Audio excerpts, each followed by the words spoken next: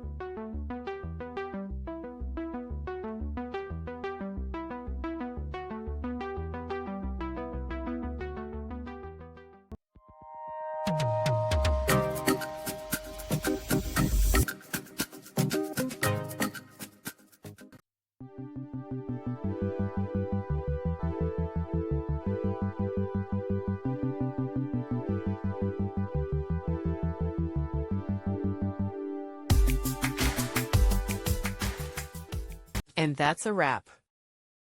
I hope you found the answer you were looking for. If you did, take a second to hit that subscribe button. It really helps out. And let me know in the comments which solution worked best for you. See you next time in the debug zone.